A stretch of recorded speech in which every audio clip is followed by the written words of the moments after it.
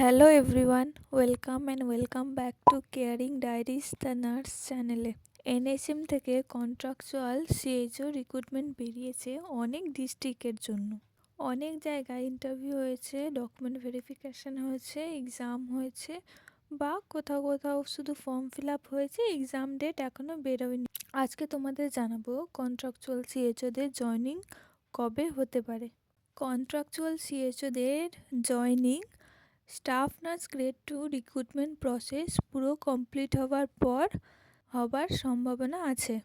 অনেক contractual CHO আছে যারা ধরো স্টাফ নার্স গ্রেড 2 পেয়ে যাবে, তাহলে তাদের সেন্টারগুলো ভ্যাকেন্ট হয়ে যাবে, সেগুলোতে নতুন সিএইচও নেবে। এখন যদি ওনারা রিক্রুটমেন্ট করে তাহলে এখন ধরো কেউ সিএইচওতে পেলো, কিন্তু কিছুদিন পর আবার স্টাফ নার্স গ্রেড 2 পেয়ে যাবে, দিয়ে সেন্টারগুলো ভ্যাকেন্ট হয়ে যাবে। তার জন্য staff nurse grade 2 recruitment process পুরো কমপ্লিট হওয়ার পরই নতুন সিএইচও রিক্রুটমেন্ট হওয়ার সম্ভাবনা আছে। সেন্ট্রাল থেকে বলা হয়েছে যে কোনো সেন্টার সিএইচও ছাড়া রাখা যাবে না, তার জন্যই